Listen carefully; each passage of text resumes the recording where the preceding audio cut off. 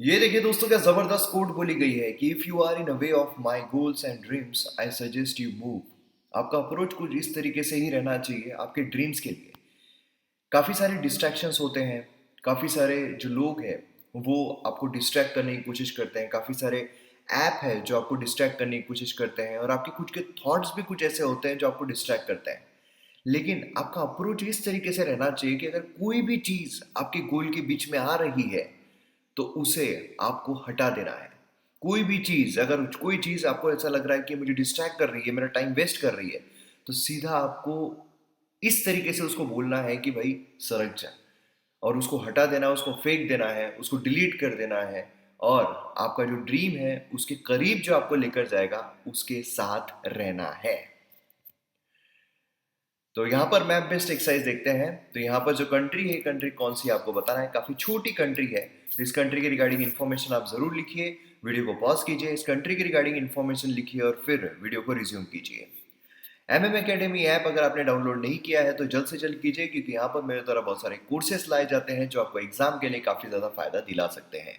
जैसे कि ancient history, modern history, medieval history भी चल रहा है, उसी के साथ साथ पॉलिटी, गवर्नेंस, एथिक्स, मतलब जीएस 1 2 3 4 सभी आपको देखने को मिलेंगे। काफ़ी हाईएस्ट क्वालिटी कंटेंट है लोवेस्ट प्राइजेस में, जहाँ पर बाकी जगहों पर जितना आपको एक महीने का देना पड़ता है उससे भी कम में आप एक साल का कोर्स जो है वो एंजॉय कर सकते हो। तो डाउनलोड कीजिए एमएम एकेडमी ऐप और वीडियोस को एंजॉय कीजिए। आइए यहाँ पर 14 जून का जो एनालिसिस है वो देखते हैं। और आज हम जो एनालिसिस देखने वाले हैं, देखिए इंडियन एक्सप्रेस में कुछ भी काम का नहीं है और द हिंदू भी अगर हम देखें तो एडिटोरियल हमारे लिए काम के नहीं है। आज एक दो एडिटोरियल, इक्का दुक्का एडिटोरियल जो है वो काम के हैं, तो उन्हें हम देख लेंगे। उसके बाद हम न्यूज़पेपर पर जाएंगे और न्यूज़पेपर में कुछ इंपॉर्टेंट न्यूज़ है जो हमारे एग्जाम पर्सपेक्टिव से इंपॉर्टेंट है, जिस पर थोड़ा हमें वाइड पर्सपेक्टिव रखने की ज़रूरत है, मतलब एक्स्ट्रा इन्फॉर्मेशन जो है वो जानने की ज़रूरत है, तो उसमें हम जान लेंगे।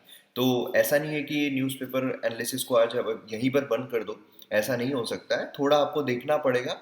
कुछ तो एक्स्ट्रा इन्फॉर्मेशन आपको मिल ही जाएगी। चलिए शुरू करते हैं। सबसे पहले द हिंदू जो है उसी पर आज द हिंदू पर ही हम नजर डालने वाले हैं। अब देखिए यहाँ पर अगर हम देखते हैं, world is hardly wired for cyber resilience. ठीक है। अब देखिए यहाँ पर साइबर सिक्योरिटी की बेसिकली बात की जा रही है। साइबर सिक्योरिटी क्या है, साइबर थ्रेट क्या है, इसके रिगार्डिंग आपको इन्फॉर्मेशन रहनी चाहिए।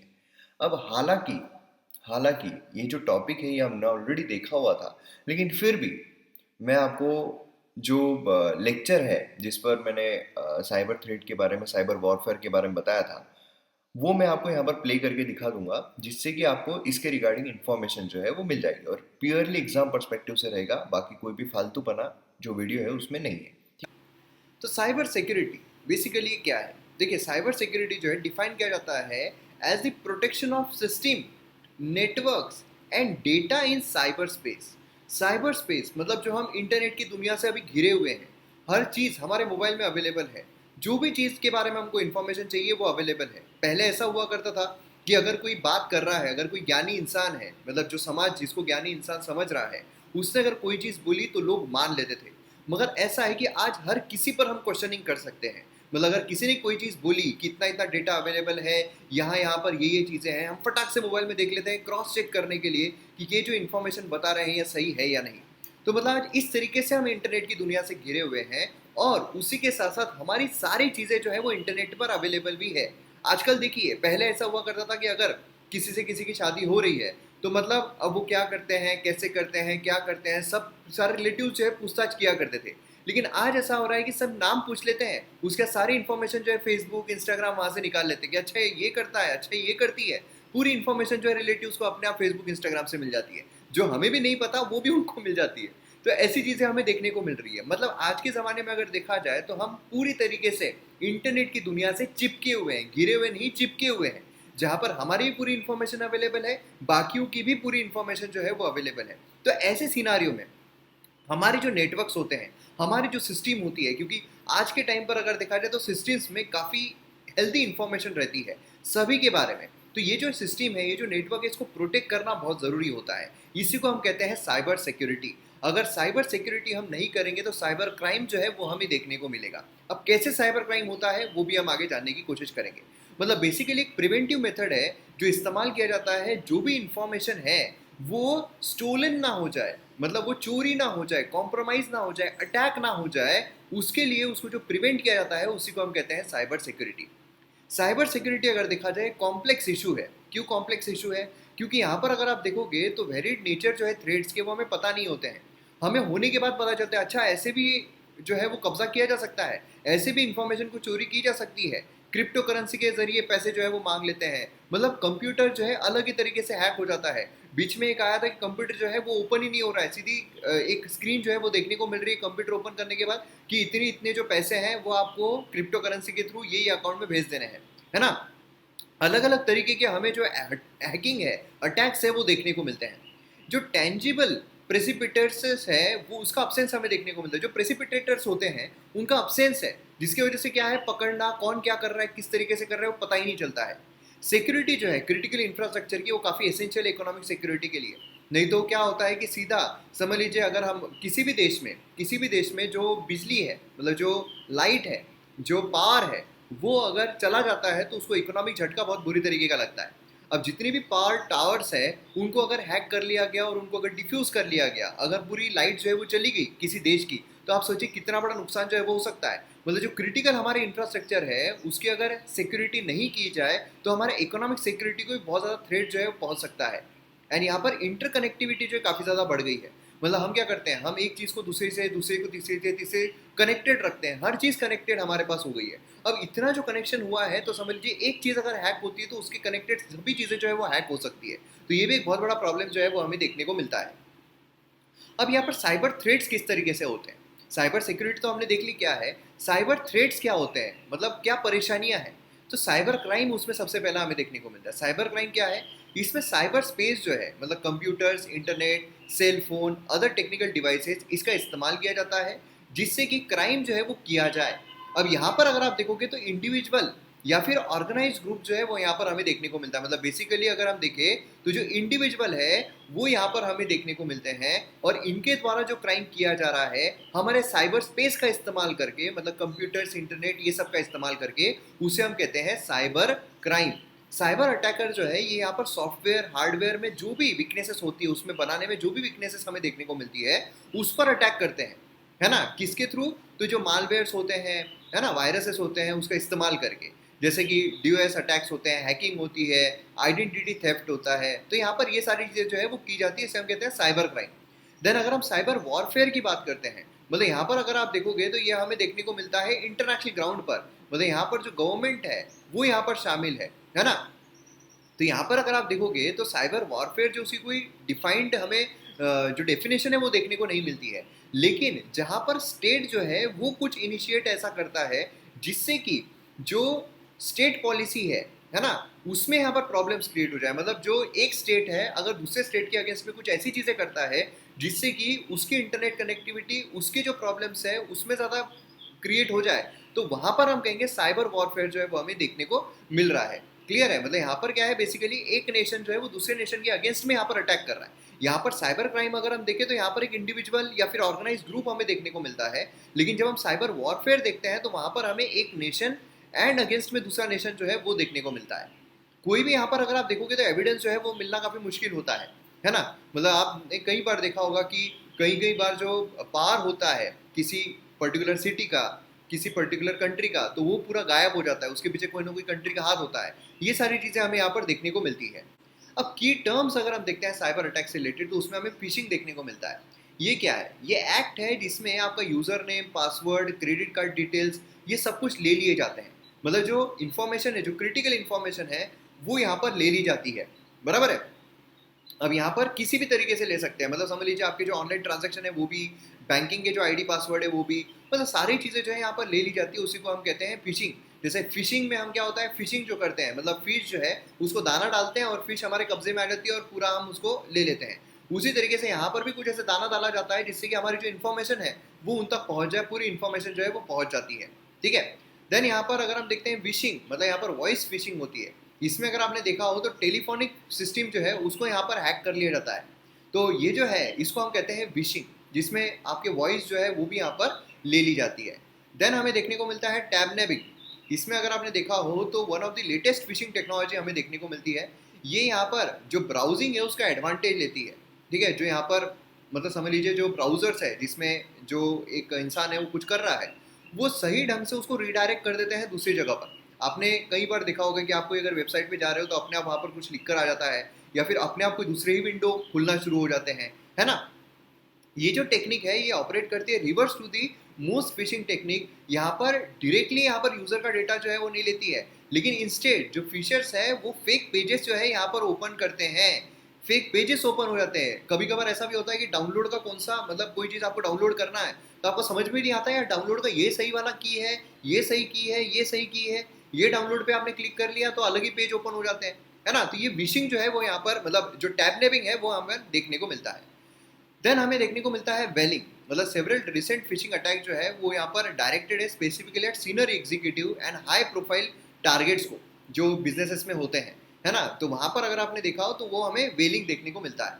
देन रैंसमवेयर होता है, इसमें अगर आपने देखा हो तो जो इन्फॉर्मेशन है डेटा है कंप्यूटर का वो हैक कर लिया जाता है, और जो हैकर है वो पैसे की डिमांड करता है।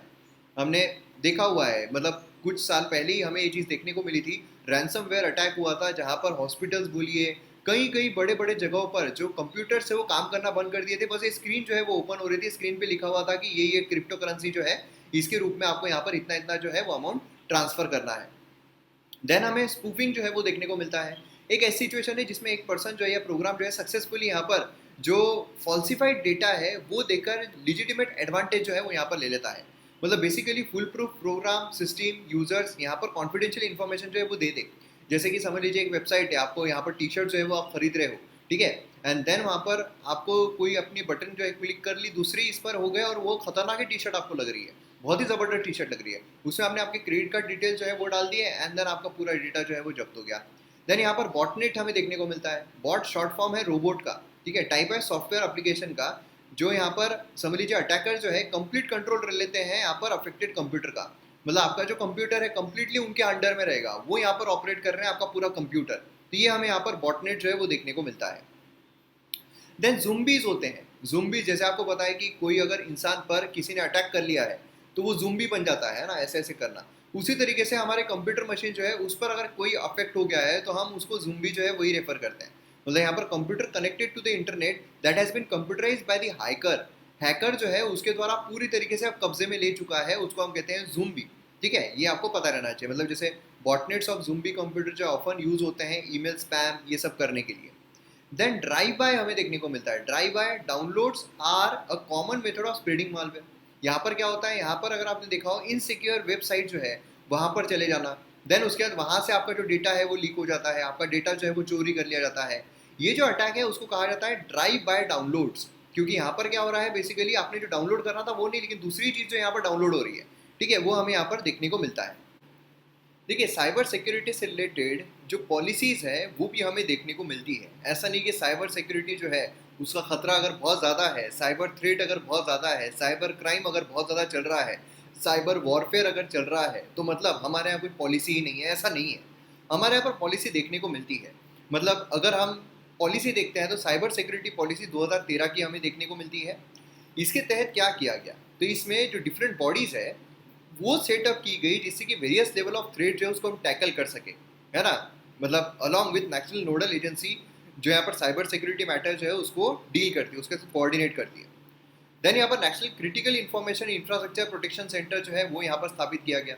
हमने देखा है लास्ट लेक्चर में कि जो इंफ्रास्ट्रक्चर है, जो साइबर इंफ्रास्ट्रक्चर है बहुत ज़्यादा इंपॉर्टेंट है, क्योंकि उस इंफ्रास्ट्रक्चर को ही अटैक करके जो हैकिंग है वो होती है। इसीलिए अगर हम इंफ्रास्ट्रक्चर को यहाँ पर प्रोटेक्ट कर लेते हैं तो अपने आप हम हैकिंग जो है उससे बच सकते हैं। इसीलिए यहाँ पर national critical information infrastructure protection centre जो है उसकी स्थापना हमें देखने को मिलती है। देन यहाँ पर वर्कफोर्स जो है around 5 lakh trend cyber security में जो ट्रेंड है उनको यहाँ पर बनाया गया, उनको यहाँ पर क्रिएट किया गया। देन फिजिकल बेनिफिट जो है वो भी यहाँ पर प्रोवाइड किए गए बिजनेसेस को, जिससे कि वो बेस्ट सिक्योरिटी प्रैक्टिस जो है वो यहाँ पर अडॉप्ट कर पाए, वो यहाँ पर प्रोवाइड कर पाए।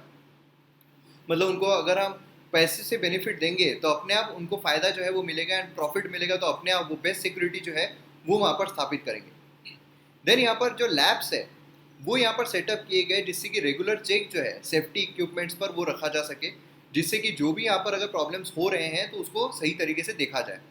देन इंडिजीनियस सिक्योरिटी टेक्नोलॉजीज जो है वो यहाँ पर बिल्डअप की गई थ्रू रिसर्च, एंड यहाँ पर साइबर इकोसिस्टम जो है कंट्री में उसको यहाँ पर क्रिएट किया गया, जिससे कि पब्लिक प्राइवेट पार्टनरशिप जो है, इफेक्टिव पब्लिक प्राइवेट पार्टनरशिप जो है वो यहाँ पर डेवलप की गई through technical and operational cooperation. इससे क्या होगा, इससे अपने आप जो चीज़ें हैं वो यहाँ पर सही होती जाएगी, जो यहाँ पर थ्रेट है वो यहाँ पर कम होता जाएगा। तो ये प्रपोजल जो है पॉलिसी के वो हमें देखने को मिलता है। अब गवर्नमेंट के द्वारा और कौन कौन से स्टेप्स लिए गए, जैसे कि अभी हमने डिस्कस किया है कि national policy on cyber security जो है फ्रेम की गई 2013 में। उसी के साथ साथ national critical information infrastructure protection centre जो है वो सेटअप किया गया, जो यहाँ पर जो नेटवर्क्स है उनको यहाँ पर फुल प्रूफ बनाने के लिए, उनको यहाँ पर कम्प्लीटली सिक्योर्ड बनाने के लिए। Then multi agency national cyber coordination centre जो है वो यहाँ पर तैयार किया गया, जिससे कि जो भी अगर थ्रेट होगा, साइबर थ्रेट होगा, उसी के साथ साथ जो यहाँ पर स्टेक होल्डर्स है उनके बीच में जो भी इंफॉर्मेशन है, जो भी यहाँ पर चीज़ें होती है वो सही तरीके से सर्कुलेट होती रहे। क्योंकि देखिए आपको ना क्वेश्चन आ सकता है कि despite various measures taken by the government to tackle the cyber security, still there is lot of scope या फिर lot of technical glitches where we need to improve. तो ऐसे क्वेश्चंस अगर आपको आते हैं तो आपको पता होना चाहिए गवर्नमेंट ने कौन कौन से स्टेप्स लिए हैं या फिर गवर्नमेंट ने कौन कौन से मेजर्स लिए हैं। देन यहाँ पर सेंटर ऑफ एक्सीलेंस जो है क्रिप्टोलॉजी में वो यहाँ पर किया गया, साइंस ऑफ एनक्रिप्टिंग डेटा जो एस्टेब्लिश किया गया at Indian Institute of statistic in Kolkata में। Then cyber crisis management plan जो है वो यहाँ पर पुटअप किया गया है ना, with state government as integral part. क्योंकि क्या होता है कि जो मेन चीज़ है वो हमें स्टेट में देखने को मिलती है, और सेंटर अगर हर तरफ देखती रहेगी तो फिर प्रॉब्लम क्रिएट होगा। इसलिए स्टेट के साथ इंटीग्रेट होकर अगर हम करते हैं तो सही एक जो फेडरलिज्म है उसके साथ डेवलप किया गया एक जो प्लान है, एक्शन प्लान है, वो सही एक्शन प्लान बन सकता है। देन CERT-in या फिर कंप्यूटर इमरजेंसी रिस्पॉन्स टीम जो है नोडल एजेंसी है जो ऐसे क्राइसिस है उसको डील करने के लिए। उसी के साथ साथ यहाँ पर प्रोटेक्शन जो है क्रिटिकल सेक्टर्स का इंडियन इकोनॉमी में, वो यहाँ पर उसके प्रोटेक्शन के बारे में चीज़ें की गई है ना। इंडिया ने फिन CERT लॉन्च किया इंडिया के फाइनेंशियल सेक्टर को प्रोटेक्ट करने के लिए।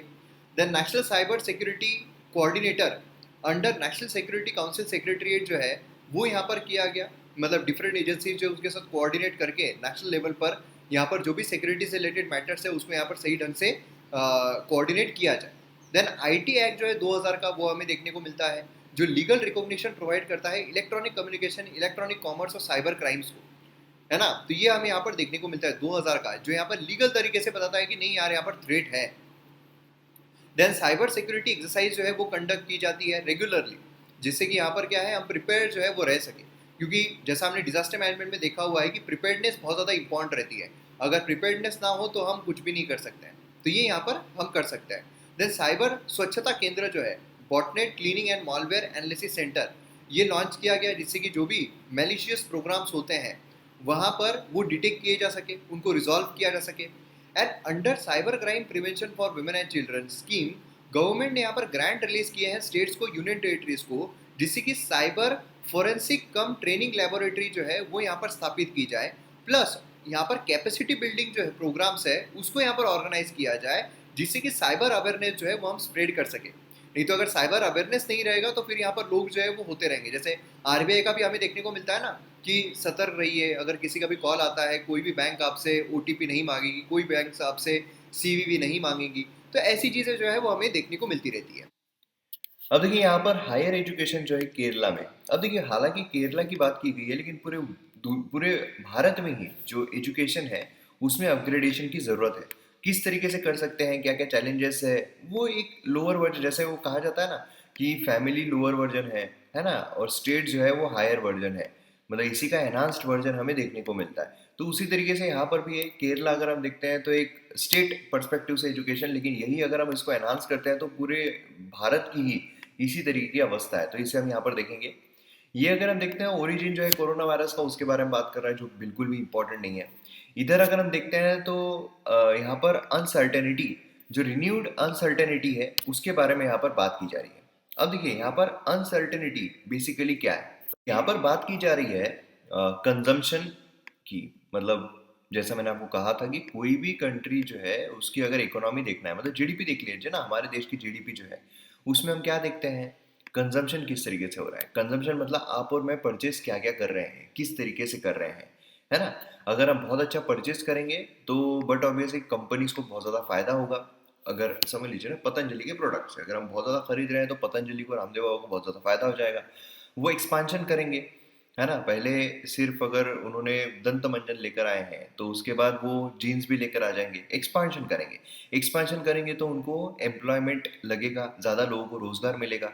रोजगार मिलेगा तो जो इन्वेस्टर्स है वो भी देखेंगे नहीं इसमें बहुत स्कोप है, तो इन्वेस्टमेंट जो है वो भी यहाँ पर बढ़ जाएगा। इन्वेस्टमेंट बढ़ेगा, बट ऑब्वियस है कि यहाँ पर गवर्नमेंट जो उनको टैक्स जो है वो भी ज़्यादा मिलेगा, है ना। तो गवर्नमेंट का टैक्स बढ़ेगा तो गवर्नमेंट एक्सपेंडिचर जो है वो भी ज़्यादा करेगा। फिर उसके बाद रामदेव बाबा जो है वो एक्सपोर्ट जो है उसमें भी चले जाएंगे। तो इस तरीके से क्या है कि ये हमें consumption, investment, government expenditure and export, net export जो हम कहते हैं, इंपोर्ट एक्सपोर्ट मिलाकर, मतलब उसका डिफरेंस, तो नेट एक्सपोर्ट कितना हो रहा है। तो इस तरीके से हमें यहाँ पर जो जीडीपी है या फिर बोलिए किसी भी कंट्री की जो इकोनॉमी की हालत है वो हमें देखने को मिलती है। अब बात करते हैं हम कंजम्पशन की। कंजम्पशन मेन मुद्दा है क्योंकि हमारे देश में कंजम्पशन जो है वो कम हो रहा है। क्यों? रोजगार कम है, बाकी लॉकडाउन लगा था तो यहाँ पर जीएसटी वीएसटी वो भी सब कम हो रहा है। अब देखिए कंजम्पशन नहीं हो रहा है तो इन्वेस्टमेंट भी नहीं हो रहा है, गवर्नमेंट एक्सपेंडिचर भी, क्योंकि गवर्नमेंट के पास भी पैसा कम जा रहा है, एक्सपेंडिचर नहीं हो रहा है। एक्सपेंडिचर अगर कर भी रहे हैं तो फिजिकल डेफिसिट जो है वो यहाँ पर इंक्रीज हो रहा है ना। तो यही यहाँ पर बात हो रही है। तो कंजम्पशन को बढ़ाना ये पेंडेमिक के पहले से चल रहा है, ऐसा नहीं कि पेंडेमिक की वजह से अफेक्ट हुआ है। पेंडेमिक के पहले भी, क्योंकि मैंने एक इकोनॉमी किस तरीके से हमारा क्या रिसेशन में गए हैं, हमारा क्या स्लो डाउन चल रहा है, उस पर मैंने एक वीडियो बनाया था जिस पर मैंने सारी चीज़ों के बारे में डिस्कशन किया हुआ था, है ना। और बाकी इकोनॉमी के जो कोर्स है वो तो एमएम एकेडमी ऐप पर चल ही रहा है। तो इस तरीके से हमें चीज़ें जो है वो देखने को मिलती है। तो यहाँ पर कंजम्पशन जो उसी के बारे में बात की जा रही है, कंजम्पशन को इंक्रीज करना है उसकी यहाँ पर बात की जा रही है। और ये अनसर्टन दिखाई दे रहा है, अभी हाल ही में ऐसा नहीं समझा जा रहा है कि कंजम्पशन बहुत ज़्यादा बढ़ जाएगा। नेक्स्ट यहाँ पर बायो सिक्योर फ्यूचर जो है उसके बारे में बात की जा रही है। अब देखिए जब बायो सिक्योर फ्यूचर की हम बात कर रहे हैं तो ये पियरली पियरली यहाँ पर मैंने इस पर जो वीडियो है वो बनाया हुआ है, ठीक है। तो उसके लिए आप कौन सा वीडियो जो है वो रेफर कर सकते हो, यूट्यूब पर आपको ये वाला जो वीडियो है, ठीक है। चीन 2015 में बना रहा है कोरोना वेपन।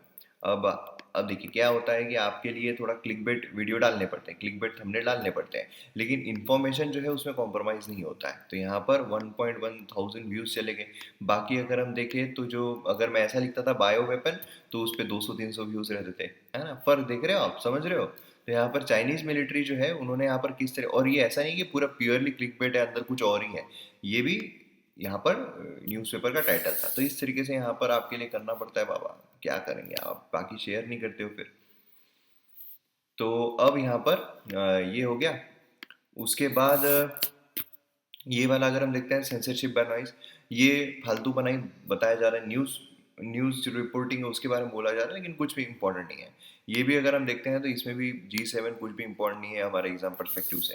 तो इस तरीके से हमें देखने को मिल रहा है। तो जो इंपॉर्टेंट एडिटोरियल है वो कवर कर लेते हैं। हायर एजुकेशन इन केरला, यहाँ पर न्यू चैप्टर की ज़रूरत है। तो यहाँ पर अगर हम देखते हैं तो देयर आर मेनी टास्क, है ना। यहाँ पर गवर्नमेंट जो है वहाँ पर उनके लिए काफ़ी सारा टास्क है, जहाँ पर वो जो नॉलेज सोसाइटी, जो एजुकेशन, क्योंकि केरला काफ़ी ऊपर है अगर हम एजुकेशन की बात करते हैं, और ख़ासकर अगर हम गर्ल एजुकेशन की बात करते हैं, लड़कियों के एजुकेशन की बात करते हैं, तो केरला काफ़ी ऊपर हमें देखने को मिलता है। अब यहाँ पर थोड़े रिफॉर्म्स लाने की ज़रूरत, थोड़े चेंजेस लाने की ज़रूरत है। वैसा क्यों? क्योंकि यहाँ पर 3 मेजर इश्यूज है। पहला है decades of unplanned linear expansion. देखिए क्या होता है कि जब हम लीनियर एक्सपांशन करते जा रहे हैं तो हम अक्सर जब क्वांटिटी इंक्रीज करते हैं ना तो क्वालिटी डिग्रेड होने की बहुत ज़्यादा संभावना रहती है। जैसे कि अभी अगर आप देखोगे तो पहले बहुत कम चैनल थे, है ना। इनफैक्ट जब मैंने भी एजुकेशन चैनल ओपन किया तो कम चैनल थे कंपैरेटिवली, काफ़ी ज़्यादा हो गए थे लेकिन कम चैनल थे कंपैरेटिवली। मतलब उस वक्त तो ये भी समझ में नहीं आता था कि किस तरीके से वीडियो बनाया जाए।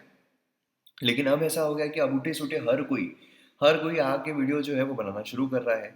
इसकी वजह से क्या हो रहा है, क्वालिटी काफ़ी ज़्यादा डिग्रेड हो रही है। और मोस्ट ऑफ द लोग जो है वो व्यूज़ के लिए क्या करते हैं, व्यूज़ के लिए जो पॉपुलिस्टिक वीडियोज़ है वो बनाते हैं एजुकेशन के नाम पर। समझ लो अभी सुशील कुमार है, ठीक है, उसका अरेस्ट हुआ। अब वो कौन से गाड़ी में अरेस्ट हुआ, इस पर अगर वीडियो बनाया जाए तो एग्जाम में तो ये नहीं पूछा जाएगा।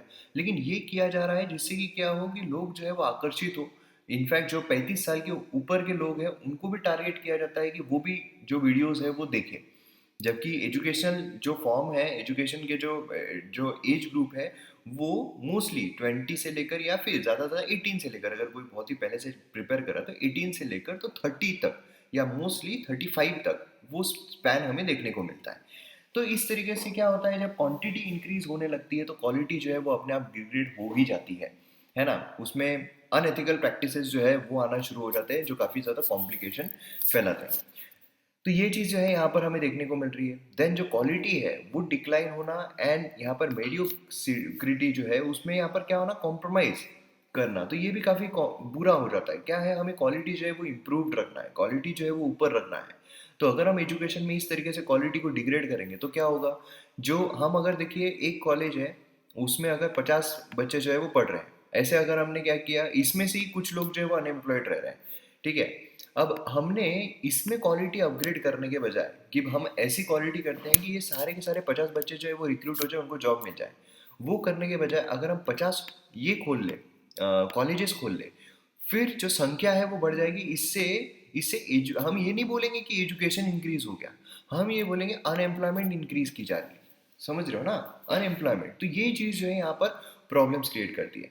Then widening inequality economic and social opportunities में, इनइक्वालिटी जैसे जैसे यहाँ पर इंक्रीज हो रहा है वैसे इनइक्वालिटी जो है वो भी यहाँ पर वाइड होती जा रही है, ठीक है। क्योंकि क्या हो रहा है, कमर्शलाइजेशन हो रहा है। यहाँ पर आप इतना पैसा दोगे तो ही आप यहाँ पर कर सकते हो, वो कर सकते हो। तो ये प्रॉब्लम्स जो है क्रिएट हो रहे हैं, जो सबसे ज़्यादा इंपॉर्टेंट है इसको एड्रेस करना, ठीक है।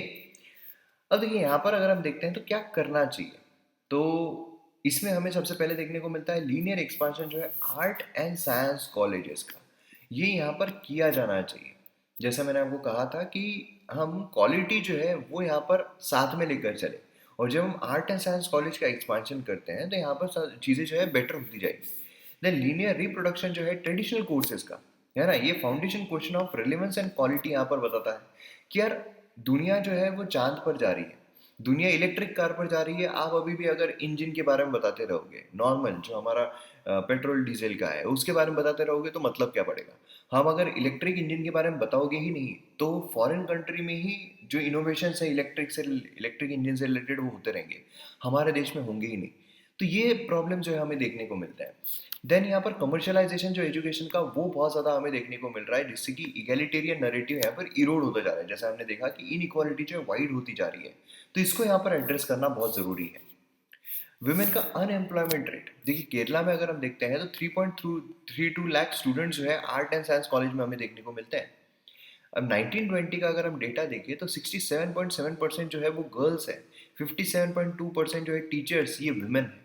आप समझ रहे हो, आधे से ज़्यादा यहाँ पर गर्ल्स है पढ़ने वाली, एंड आधे से ज़्यादा टीचर जो है वो वुमेन है। लेबर फोर्स पार्टिसिपेशन जो है काफ़ी लो है, अनएम्प्लॉयमेंट जो है काफ़ी लो है। अब ये हमने केरला पर्सपेक्टिव से देखा, ठीक है, आंकड़े भले केरला के हैं, लेकिन यहाँ पर इंडिया में ऐसा नहीं है कि इंडिया में गर्ल्स का यहाँ पर एनरोलमेंट ज़्यादा हो, लेकिन यहाँ पर जो प्रॉब्लम्स है वो तो ऐसे दिख रहे हैं ना हमें, प्रॉब्लम जो है वो सिमिलर दिख रहे हैं, जहाँ पर हमें एड्रेस करने की बहुत ज़्यादा ज़रूरत है। और इसके लिए नेशनल एजुकेशन पॉलिसी हमें देखने को मिलती है ना, जिसके बारे में डिटेल वीडियो जो है वो मैंने बनाया हुआ है, क्वेश्चन पूछा भी गया था यूपीएससी 2020 में। तो वो भी आप वीडियो फटाक से बंद करके एक बार देख लीजिएगा, नेशनल एजुकेशन पॉलिसी पर मयूर मोगरी डालो, आपको वो वीडियो जो है वो मिल जाएगा, ठीक है। तो नेक्स्ट यहाँ पर अगर आप देखते हैं बायोसिक्योर फ्यूचर, तो जैसा मैंने आपको कहा कि ये वाला वीडियो आप देखिए बायोसिक्योर फ्यूचर का, तो इसमें आपको सारी इन्फॉर्मेशन मिल जाएगी। चलिए अभी न्यूज़पेपर पर चलते हैं और देखते हैं क्या खास है आज के न्यूज़पेपर में। तो देखिए ये हमारा आज का न्यूज़पेपर है द हिंदू। इसमें अगर हम ये न्यूज़ देखते हैं, फ्रंट पेज देखते हैं, तो उसमें आफ्टर गालवान क्लैश चाइना जो है अपना बेस एलएसी पर स्ट्रेंथन कर रहा है, ठीक है। मतलब यहाँ पर क्या हो रहा है, स्ट्रेंथन कर रहा है, यहाँ पर फ्रेश इंफ्रास्ट्रक्चर बोलिए, हॉस्पिटल्स बोलिए एरिया में, जिससे क्या है कुछ भी अगर प्रॉब्लम हो, यहाँ पर इंफ्रास्ट्रक्चर क्रिएट करने का बेसिक मकसद क्या हो सकता है। तो हम मैप में चलते हैं, फिर देखते हैं कि क्या यहाँ पर किया जा सकता है, ठीक है। तो यहाँ पर आप देख सकते हो ये मैप है, और यहाँ पर रेड इसमें जो है ये है LAC, है ना, ये है LAC, और यहाँ पर जो है ये है LOC, जो ग्रीन इसमें आपको नजर आ रहा है। दोनों में डिफरेंस क्या है, ये LOC डिमार्केटेड है, ये डिमार्केटेड नहीं है। मतलब दोनों ही कंट्रीज को पता रहना कि हाँ कौन सी लाइन है वो डिमार्केटेड कहलाती है, और ऑफिशियली जो लाइन ना हो उसे डिमार्केटेड नहीं कहलाते हैं। तो ये जो है डिमार्केटेड नहीं है। अब इसमें अगर आप देखोगे क्लैश जो है वो हमें देखने को मिल रहा है ना। यहाँ पर आप देखोगे ये गालवान वैली, तो क्लैश जो है वो कंटिन्यूसली यहाँ पर हमें देखने को मिल रहा था। अब थोड़ा यहाँ पर लिबरलाइज क्या हुआ उसके बाद, अब यहाँ पर चाइना क्या कर रहा है कि खुद के ट्रूप्स जो है वो लाना शुरू कर रहा है। पेट्रोलिंग बोलिए, हॉस्पिटल्स बोलिए, इंफ्रास्ट्रक्चर बोलिए, जिससे क्या है कि यहाँ से कोई भी अगर प्रॉब्लम हो तो फटाफट यहाँ पर अंदर जो है वो लाया जाए। कुछ सोल्जर्स को यहाँ पर उनके प्रॉब्लम हो गया तो फटाक से उनका उपचार जो है वो किया जाए, है ना? तो ये चीज़ हमें यहाँ पर देखने को मिल रही है, क्योंकि क्लैश में उनको पता है कि ये हानि तो बहुत ज़्यादा होने वाली है। तो इस तरीके की हरकत जो है वो चाइना कर रहा है, तो स्ट्रेटेजिकली हमारे लिए बहुत इंपॉर्टेंट है कि हम चाइना को टैकल करें, इस मुद्दे को हम इंटरनेशनल लेवल पर लेकर जाएं, क्योंकि अब न्यूज़ में आया है तो बट ऑब्वियस है कि यहाँ पर इसमें सच्चाई तो होगी ही। अब जब ऐसा हो रहा है तो हमें बहुत इंपॉर्टेंट है कि इसको इंटरनेशनल ग्राउंड्स पर लेकर जाना, और उसी के साथ साथ हमारी भी जो यहाँ पर सेना है उनको इंक्रीज कर देना। देखते हो चाइना जो है इंटेंसिफाई कर रहा है कंस्ट्रक्शन वर्क को, है ना? तो ये भी काफ़ी हमारे लिए कंसर्न का मुद्दा जो है वो बन जाता है। देन उसके बाद यहाँ पर नेक्स्ट पेज पर जाता है तो कुछ भी खास नहीं है। यहाँ पर फैमिली मैन 2 जो है उस सीरीज़ के बारे में बताया गया है, मैंने देखी है, मुझे अच्छी लगी सीरीज़। यहाँ पर भी अगर हम देखते हैं तो कुछ भी खास न्यूज़ जो है वो हमें दिखाई नहीं दे रही है। अगर हम यहाँ पर देखते हैं तो इसमें भी कुछ भी ऐसा नहीं है कि बहुत ही ज़बरदस्त तरीके का कोई न्यूज़ हमारे लिए आई हो। देन यहाँ पर अगर हम आते हैं तो यहाँ पर बात की जा रही है demand stokes illegal rosewood felling. तो यहाँ पर रोजवुड जो है उसकी यहाँ पर बात हो रही है। देखिए ब्लैक मार्केटिंग जो है यहाँ पर होती है। अब हमारे लिए यहाँ पर जानना ज़रूरी क्या है कि यहाँ पर रोजवुड जो उसकी ब्लैक मार्केटिंग हो रही है, ये आपको पूछा जाएगा किसकी ब्लैक मार्केटिंग होती है, रोजवुड ये सब नहीं, है ना? यहाँ पर आपको रोजवुड जो है उसके बारे में इंफॉर्मेशन पूछी जाएगी, तो रोजवुड के बारे में इंफॉर्मेशन हम देख लेते हैं। तो यहाँ पर आप देख सकते हो दलबेजिया सिसो, इसको कॉमनली रोजवुड जो है वो कहा जाता है। यहाँ पर शीशम ये एक मीडियम है लार्ज डिसीडियस ट्रीज का, ठीक है, जो नेटिव है इंडिया में। और डिस्ट्रीब्यूशन अगर हम देखते हैं तो फुट हिल्स ऑफ हिमालय वहाँ पर हमें देखने को मिलता है, क्योंकि ऐसे क्वेश्चन आपको आ सकते हैं कि इसका सबसे पहले नाम क्या है, दूसरा नाम, या फिर इससे पूछा जा सकता है इसके बारे में कुछ स्टेटमेंट दिए गए हैं, आप बताओ कौन सा सही है। आप बोलोगे इसके बारे में तो कभी सुना ही नहीं है, लेकिन नॉर्मल रहेगा और रोजवुड के बारे में पूछा रहेगा आपको, है ना? और प्राइमरीली अगर आप देखोगे तो रिवर बैंक जो है बिलो 900 मीटर्स एलिवेशन, ये हमें देंगे। टेम्परेचर जो है 10 to 40 डिग्री सेल्सियस यहाँ पर वैरी होता रहता है। सॉइल जो है from pure sand and gravel to rich alluvium and river bank, तो ये भी हमें यहाँ पर देखने को मिलता है। क्लियर है? तो मतलब अलग अलग पूरा यहाँ पर अलग अलग इसमें है। यूज अगर हम देखते हैं तो ये firewood, timber, poles, post, tool handles, fodder, erosion control, wind break use होता है। ऑयल जो है वो एक्सट्रैक्ट होता है सीड से, एंड बेस्ट नोन है internationally as premier timber species of rosewood genus. ठीक है, तो ये भी चीज़ आपको पता रहना चाहिए, इंपॉर्टेंट है फेयर वुड के लिए, शेड्स के लिए, शेल्टर्स के लिए। और टॉलरेंस जो है light Frost and long dry season, ठीक है, मल्टीपल प्रोडक्ट्स, ये डिजर्व करता है ग्रेटर कंसिडरेशन ट्री फार्मिंग के लिए, रिफॉरेस्टेशन के लिए, एग्रो फॉरेस्ट्री एप्लीकेशंस के लिए। तो ये भी चीज़ काफ़ी इंपॉर्टेंट है। अब इसमें स्टेटस अगर हम देखें, कभी कभार आपको स्टेटस भी पूछ लिया जाता है, तो यहाँ पर अगर हम स्टेटस देखते हैं इसका, तो not necessarily threatened with extension, लेकिन यहाँ पर कंट्रोल एंड यहाँ पर जो इसका इलीगल जो ट्रेडिंग होता है उसको यहाँ पर कम करना, कंट्रोल करना बहुत ज़्यादा ज़रूरी है, ऐसा बोला जाता है। ठीक है, तो ये चीज़ आपको पता रहना चाहिए क्योंकि काफ़ी ज़्यादा इंपॉर्टेंट है, आपको एग्जाम में पूछी जा सकती है। अब देखिए यहाँ पर आपको सवाल यहाँ पर आपको न्यूज़ जो है वो यहाँ पर बोली जा रही है मास ट्रैफिकिंग। ठीक है, मास ट्रैफिकिंग ऑफ विमेन, जो महिलाएं हैं उनकी। अब देखिए मैंने एक वीडियो जो है वो बनाया हुआ था मॉडर्न स्लेवरी पर, तो यहाँ पर आप देख सकते हो मॉडर्न स्लेवरी। अगर आप डालोगे मॉडर्न स्लेवरी बाय मयूर मुगरे तो आपको ये वाला जो वीडियो है वो मिल जाएगा। इसमें मैंने सभी टाइप की जो मॉडर्न स्लेवरीज है उसके बारे में बात की हुई है, तो ये वीडियो आप देखिए, इसमें आपको पूरी इन्फॉर्मेशन मिल जाएगी। देन उसके बाद अगर हम बात करते हैं यहाँ पर मराठा कोटा, जो उसकी बात की जाए, जो हमने अच्छे से तरीके से देखा हुआ है। Then next editorial page, ideas page, वो हमने देख लिया है। बाकी अगर हम नेक्स्ट पेज पर न्यूज़ पर जाते हैं तो इसमें भी अगर आप देखोगे चाइना जो है वो अपना बेस स्ट्रेंथन कर रहा है एलएसी पर, जहाँ पर हमें ध्यान देने की ज़रूरत है वही यहाँ पर बताया जा रहा है। और फिर उसके बाद कुछ भी यहाँ पर इम्पोर्टेंट नहीं है एग्ज़ाम पर्सपेक्टिव से। देन उसके बाद नेक्स्ट पेज पर अगर हम जाते हैं तो यहाँ पर भी अगर आप देखोगे तो centre curve militancy in Jammu and Kashmir. देखिए जम्मू एंड कश्मीर की मिलिटेंसी यहाँ पर जो इंटरनल सिक्योरिटी है उस पर्सपेक्टिव से बहुत ही इंपॉर्टेंट क्वेश्चन बन सकता है। ठीक है, इंटरनल सिक्योरिटी जो हमारा कोर्स है और पूरी तरीके से अवेलेबल है एमएम एकेडमी ऐप पर, तो वहाँ पर आप देख सकते हो इंटरनल सिक्योरिटी का कोर्स। देन उसके बाद यहाँ पर नेक्स्ट इस पर अगर हम जाते हैं तो यहाँ पर बोला जा रहा है, जैसे बोला जा रहा था कि थर्ड वेव है ना, कोरोना की थर्ड वेव, तो उसमें कोई भी रिस्क जो है बच्चों को ऐसा ग्रेटर रिस्क नहीं है, एंटिसिपेट नहीं की जा रही है, तो ऐसा यहाँ पर बोला जा रहा है। मतलब मोर्टेलिटी रेट जो हम hospitalise COVID with child below 10%, 2.24% यहाँ पर हमें देखने को मिला है। और कोई भी एविडेंस नहीं है कि यहाँ पर चाइल्ड जो है ग्रेटर रिस्क फेस करने वाले हैं थर्ड वेव में। तो ये क्या होता है कि अफवाहें जो है काफ़ी तेज़ी से फैलती है, और उसको रोकना ये हमारा काम होता है। हालांकि ये कम तेज़ी से फैलता है, लेकिन फिर भी फैलाना हमारा काम है।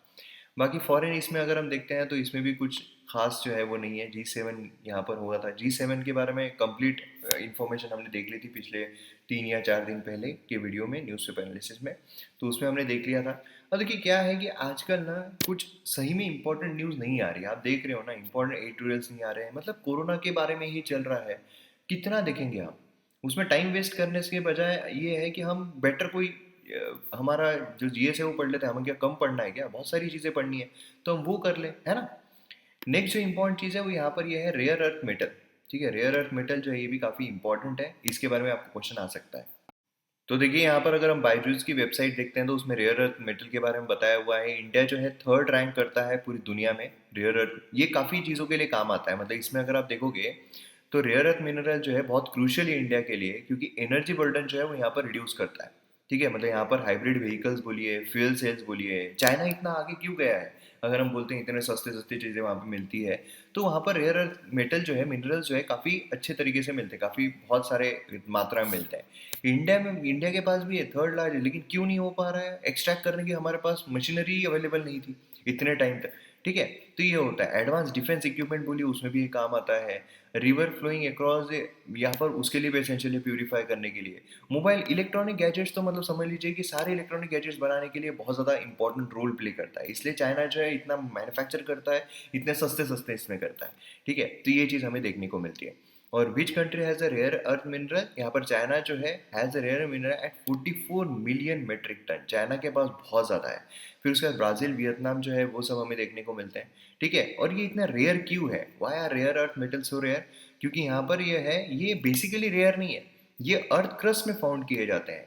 मेटल जो है रेयर इसलिए कहा जाता है क्योंकि एक्सट्रैक्ट करना काफ़ी डिफिकल्ट हो जाता है। ठीक है, उनको उनके ओर से एक्सट्रैक्ट करना काफ़ी डिफिकल्ट हो। ऐसा नहीं कि बहुत कम मात्रा में या फिर बहुत रेयरली मिलते हैं कि अरे बाप रे गोल्ड जैसा है कि बहुत रेयरली मिल गया, लेकिन प्योर फॉर्म में जो है वो हमें देखने को नहीं मिलता है। इसीलिए उसको रेयर अर्थ मेटल जो है वो कहा जाता है। ठीक है, अब इसमें अगर हम देखते हैं तो एसिटाइन ये रेयर है नेचुरली, जो एलिमेंट अर्थ क्रस्ट में हमें देखने को मिलता है। तो ये चीज़ आपको पता रहना चाहिए। आपको एग्जाम में ये वाला सवाल जो है वो पूछा जा सकता है। बाकी बिजनेस अगर हम देखते हैं तो उसमें भी कुछ खास न्यूज़ नहीं है। तो इस तरीके से हमें आज का न्यूज़पेपर जो है वो देखने को मिलता है। तो वीडियो पसंद आया तो शेयर कीजिए, एमएम अकेडमी ऐप डाउनलोड कीजिए। मिलते हैं अगले वीडियो में। जय हिंद।